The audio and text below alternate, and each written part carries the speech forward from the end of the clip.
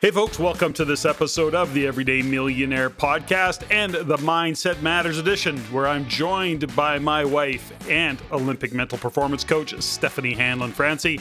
Together, Steffany and I engage in a conversation about different aspects of what we refer to as Mindset Matters. We believe that we're living in and through one of the most impactful global events in history. And let's face it, few have trained for or are equipped to deal with the life that is unfolding before them. The need to pivot in your business, your career, or perhaps deal with shifting family dynamics lies before many. We hope to inspire you to ask yourself questions or pause to consider how you view your world, your life. We'll invite you to check in on where you are on your journey, and are you still clear on your intended destination, or has it changed? Join us for this in our series of Mindset Matters. Listen in, enjoy. Hey folks, welcome to the Everyday Millionaire Podcast. Mindsets Matter. As always, I'm joined by my amazing wife, Steffany Hanlon. Hey, hun. So, Steffany, we got a topic we want to cover today because, this one comes up for us often in the coaching that we do. So part of the coaching that we do, when we're creating or supporting clients in creating a context for their life, is we have a values conversation. So one of the things we help people do is identify their 5 highest values. And, that's all part of the process that we go through. And we often say, okay, well, based on what you know today, what would you say are your 5 highest values? That's where we generally enter the conversation, quite vague, just to find out where people are at. And what is always on their list? 9 times out of 10, integrity. Yeah. So we're going to tackle the integrity conversation today, which is not an easy one, by the way. Well, the word has many definitions for many different people. Yeah, well, we haven't Googled it for a long time, but I Googled it today and, looked at Wikipedia and looked at the dictionary definition of it. And I'll tell you what, even that's all over the map. But It's super vague. But it's such an important word for a couple of reasons, and we'll get to that shortly. But let's just look at one definition that I came up. What is the true meaning of integrity? Integrity is the practice of being honest and showing a consistent and uncompromising adherence to strong moral and ethical principles and values. In ethics, integrity is regarded as the honesty and truthfulness or accuracy of one's actions. And I think that's one that everybody, kind of adopts vaguely. I don't think many people... I don't think they understand the true meaning of the word integrity. Well, let's not pretend that there is a true meaning. I don't think there is a true meaning. Yeah, through ethics and morals and values, those are so vague. Yeah, but you know what? We can't judge. So let's just unpack this. Well, we're going to continue to do that. So in the vagueness of all of that, I think most people consider integrity being about being honest. Yeah. Consistent? Yeah. I don't think there's, in my experience, and this is a word that we've really used and kind of gone deep on for many years now.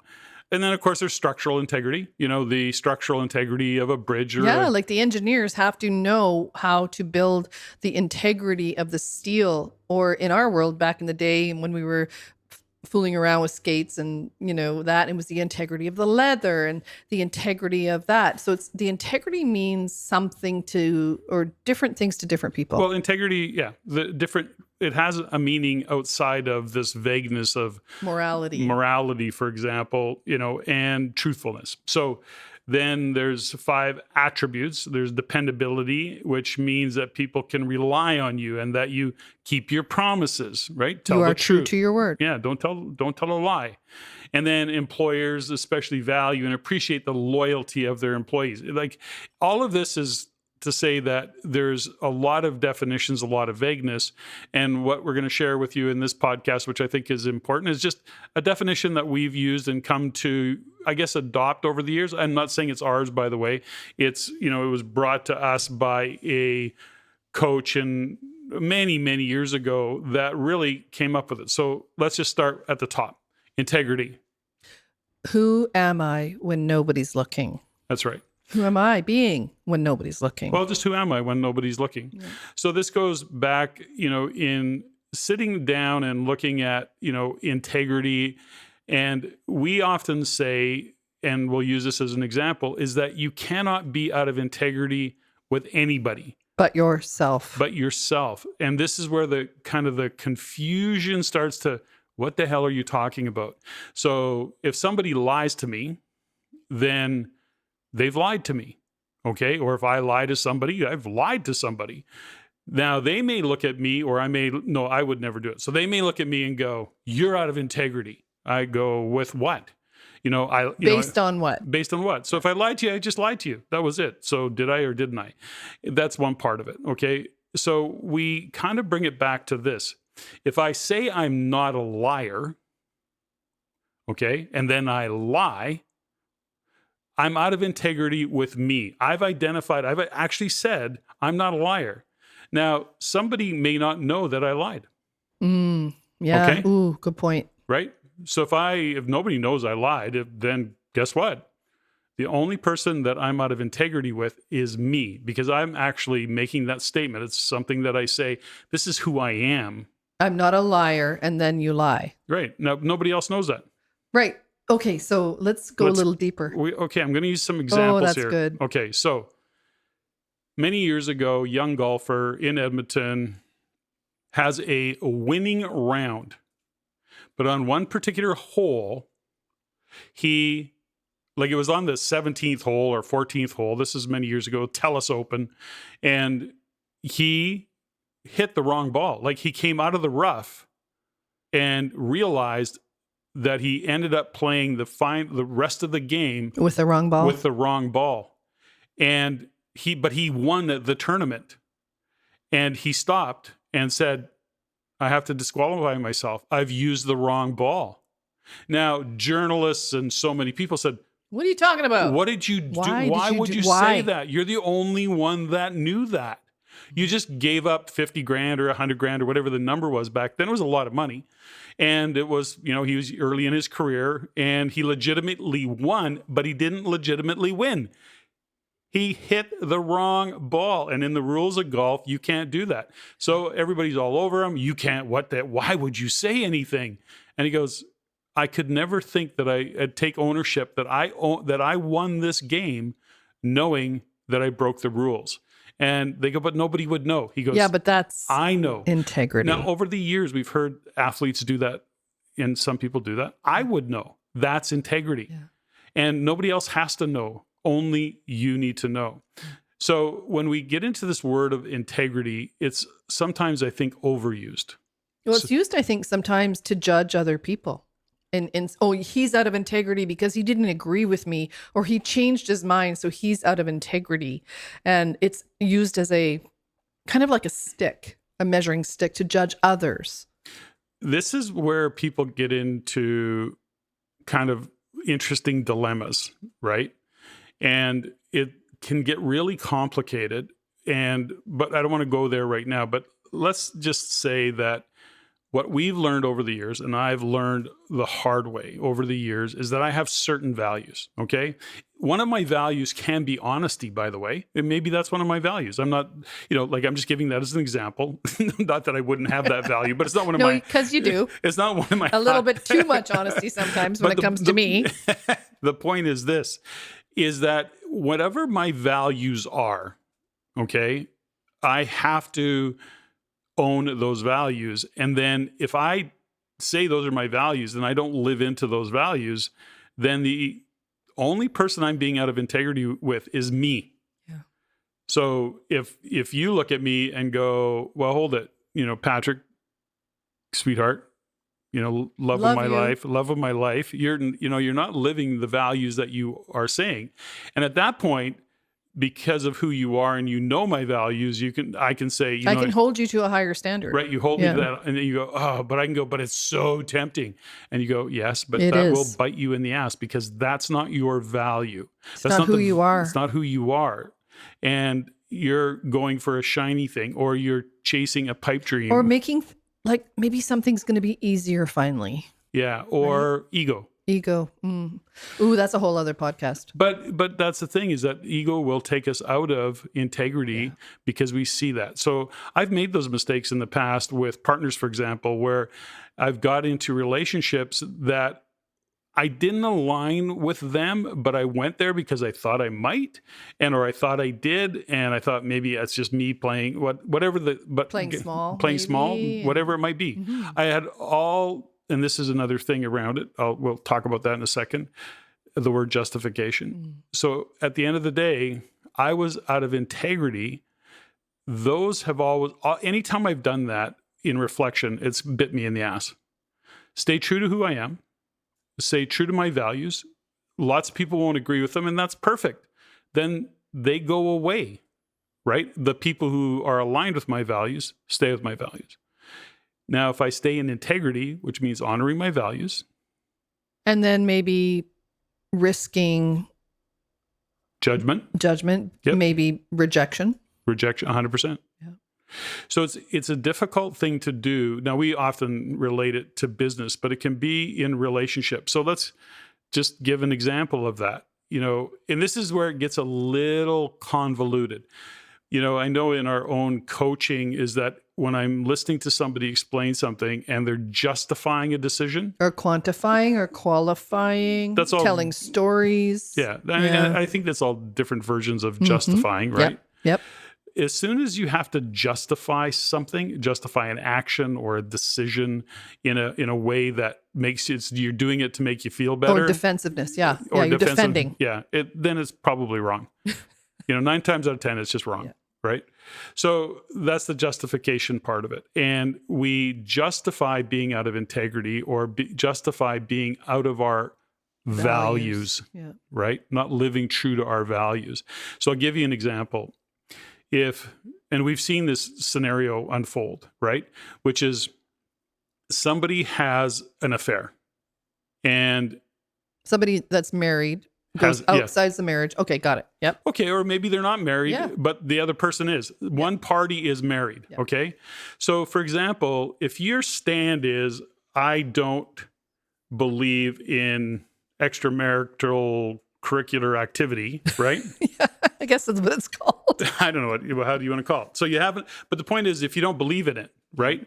If your stand is for the relationship, And you have a definition of it. and you have a definition of it, stand. and you go, I would never have an affair on my significant other, right? If that's your stand, Or I would never cheat with somebody else's spouse. or I would never cheat with somebody else's spouse.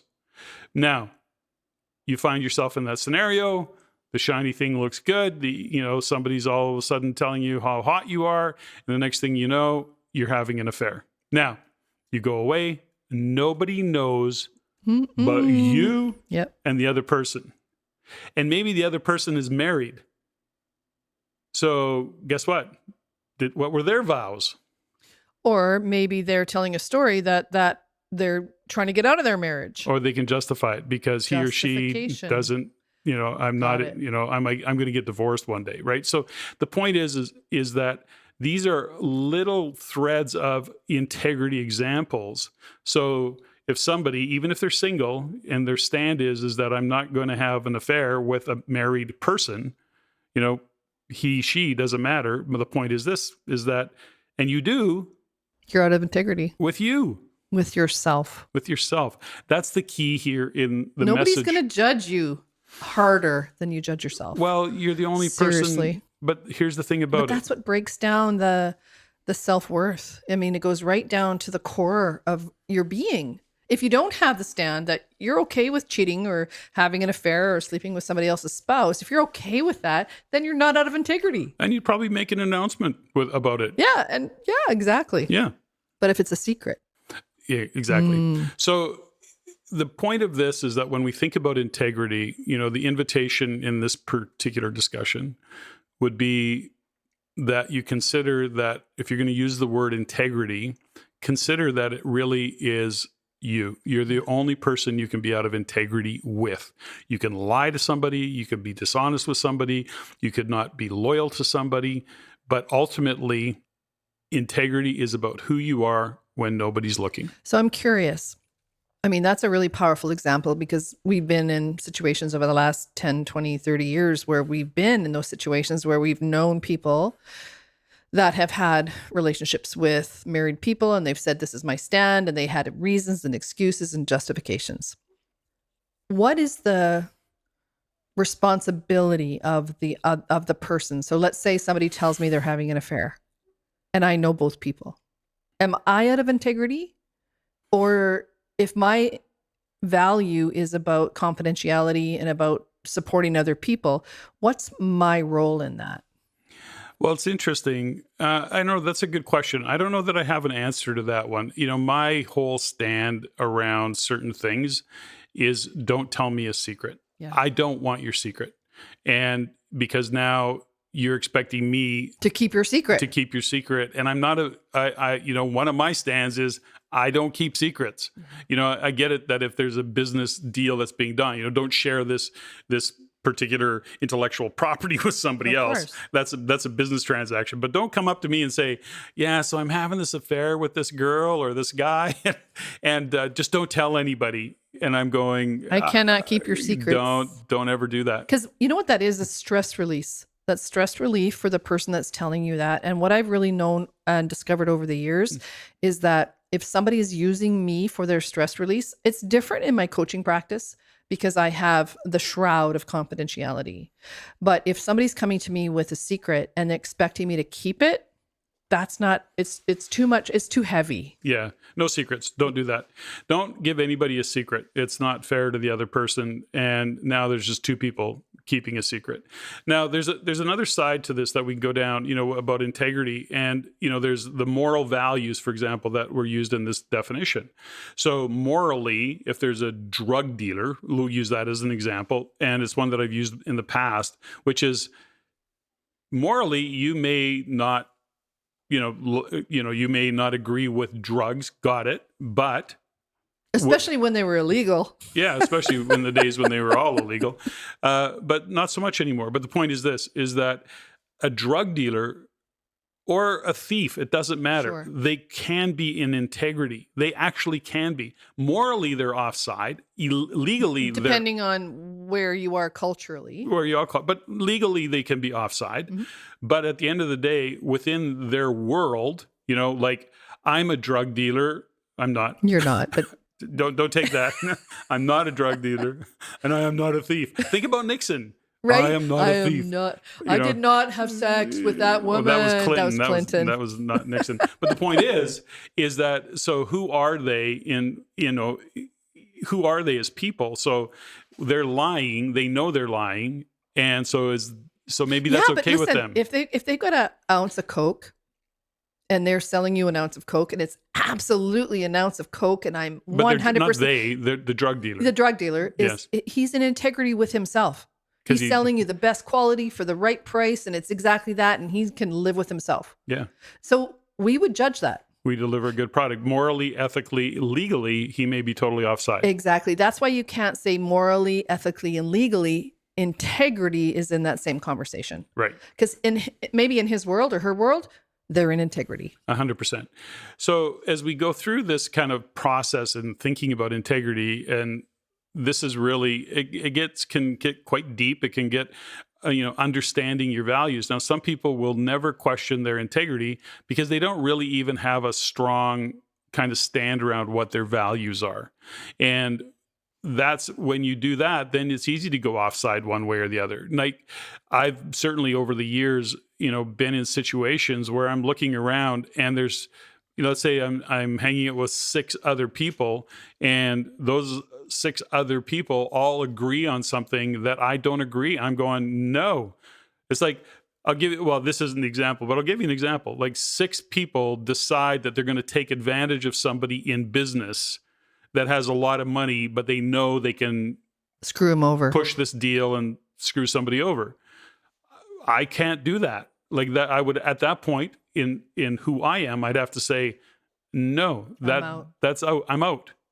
Go blow your brains out. If that's that may be, you can make it make sense. You can justify it. They can justify, and they can find their line. They can find, and then go, something. It's really, we're being upfront. It's not, if he's not, not paying attention. He's not paying attention. So for me, that's a line that I can't cross. Now, I've made mistakes and compromised my integrity. Yeah, that's hurtful. And then the person it hurt primarily was me. And me. You are defective. But so the thing about this, folks, is that when you actually define integrity, it brings you back to the truth is always, the integrity is always with you. And when you hold a certain definition for it in a way that keeps you on the straight and narrow. I'll give you another example. I think these are important. So I go into Home Depot several years ago. This happened, and I've done it since in different scenarios. But anyways, the point is this. I go into Home Depot and I'm buying some corner brackets. Now, if anybody's seen some corner brackets, they're not expensive ones. They're just cheap, and they all kind of go together. When you bring them out, they're not individual items. They kind of stack together really neatly and nicely. So I go in there and I buy like 8 of them or something, and a couple of other odds and sods, and I come out, and I happen to be walking across the parking lot. And I glance down at the bill as I'm walking, and because in the back of my mind, I go, geez, that was cheap. And so I look down and I realize that I had stacked the corner brackets together because it's easier to carry that way. And I put them on the counter. I assumed that she saw there was 8 in that stack, and there wasn't, she didn't. So she only charged me for 1. She only scanned 1. So I turned around and went back in, and I said to this young lady, I said, something, you only charged me for 1. And there's actually 7 more here. And she goes, oh my gosh. She goes, that's like, who does that? Nobody would do that. And I go, well, I got to live with myself, right? Yeah. But of course, most people would have justified it, I think. I don't want to say most. Or many, just left and go, I win. No, they would have, well, perhaps. No, But definitely there are some people that would have said, nice, Home Depot, they won't even notice. Yeah. And it's not, they probably wouldn't. Maybe that's Home Depot, but tell the story about, remember when we were at the Oiler game? And I was working for the Oilers, and we were sitting. Oh, that was so funny! But that was more than that. No. That was okay. Finish. Tell the story. So we were sitting in my mom and dad. With the peanut. The girl. Yeah, okay. Tell the story. But this was kind of freaky because Steffany has these weird little premonitions and little views of she sees shit. So anyways, we're at a hockey game, and this young lady comes. The popcorn seller. Yeah, popcorn seller comes down. Peanuts. We bought peanuts and something else. Anyways, and that's fine. So at the end of the night, we leave our seats and we're walking up, and you look down and you see $50 or $60. No, it was more than that. It was like a wad of cash. Well, it was enough to go that we went for dinner afterwards. We all went for dinner afterwards. She goes, hey, I got this wad of cash. Let's buy a great bottle of wine. So you did. And then, I think it was 2 nights later, there was a second game, and 2 or 3 nights later, and we go there, and this young lady comes, and you look at her and go, uh-oh, did you lose $150 or whatever the number was? And she goes, oh, I did. And she starts crying. Because they took it out of her salary, or out of whatever, out of her commissions or whatever they do. The point is that you had said that I had this dream, and I knew it was this girl. I knew it was her money. And there was no reason for you to know, given that there's, thousands of people wandering around aimlessly. So that was kind of cool. And what was cool about it, that because I had worked with the Oilers and I knew Mr. McDonald at the steps, and I went downstairs and I got to the area where the popcorn sellers and everybody was. And Liz, who was my old boss when I was an usherette before I was a skating coach, I said, Liz, I need to talk to this girl. I think I found her money. And I had $150 2 or 3 days later, and she came out of the room because she recognized us, right? And she came out of the room and said, I said, this is your money. She starts crying. She starts bawling. She almost lost her job. And because we stood there and handed her cash back, she didn't lose her job. So I don't know if that was a premonition or whatever, but I knew in that moment when I spent that money on the bottle of the wine, that wasn't my money. And when I saw her 2 or 3 days later, I recognized her. And I don't know if that's an integrity issue or... Well, of course it is. At the end of the day, you didn't feel good. Well, let's put it this way. Number one, to your point, you knew it wasn't your money. Yeah. Secondly, you knew... At some level that it was this young lady's money. For whatever reason you knew. And so given that, if you would have kept the $150 in your jeans, that would have been the integrity for you, because that doesn't align with who you are. So keeping that $150 when you were pretty sure it was hers, I mean, all you had to do was ask. Yeah. And did you lose some money? Yeah, I lost blah, blah, blah. So the point was... And she kept her job. So the point is that, yes, she kept her job. And you're the hero of the day. Yay, me. And the point is, you're the hero of the day in that you stayed in alignment integrity with myself. With your values. Yeah. Your values would be that I would not just keep that money. Now, we're blessed to know lots of people like that, and it's really great to see the stands that people take so that they are true to who they are, and they are true to themselves, and they are true to their beliefs and their values, and that's really what this is all about. And when we use the word integrity, because we often, I think we hear it as being misused, but when you look at the actual definition of the word, it's vague and it's open to interpretation. So just don't step over that, because I also feel or see many times people have accused me or you of being out of integrity because we didn't agree with their decisions or their values. So they point the finger and go, but Patrick's out of integrity because he said this or did this and then did something else, without knowing what's grounded, what values that was grounded in. And I've heard that where somebody has judged another person to being out of integrity, but they actually don't know their values. 100%. So when they're saying they're out of integrity, they're using a definition called their own filter, and they're using their filter called honesty or moral or what works standard. For me. Well, moral standard or what works for them. Okay, think about, in their definition. We live in BC, and there's a lot of different cultures in BC.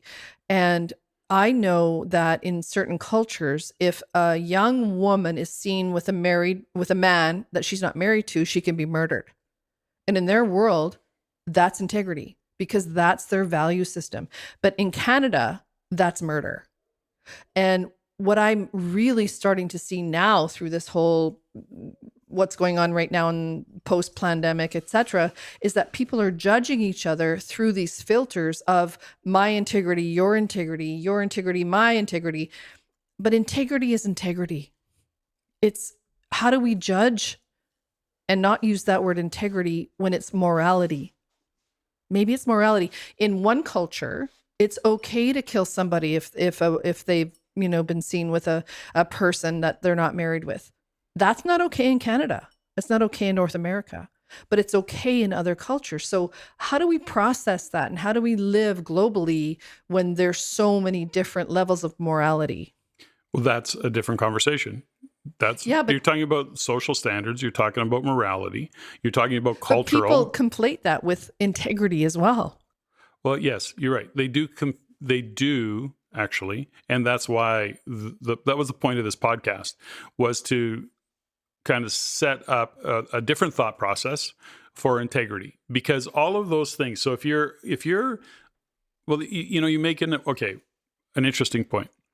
If you say you align with the moral societal standards, and that's who you say you are, but it's all bullshit, then that's integrity. Yeah. For you. Yeah. Everybody else just sees you breaking the moral and societal standards. That's all they say. Well, hold it. That's not what we as a society agree to, or that's not the moral standards that you within the religion agree to, or whatever the politics, it might be. Or the politics. Doesn't matter. So that's all fine. But if you say that I am that, if that's who you are defining yourself as, and you break that, if you break that, and nobody knows you're breaking that, it can only be you that's out of integrity. Otherwise, you're just lying. It's interesting when you think about that and you go a little bit deeper and pay attention to where you were out of alignment or out of integrity with yourself.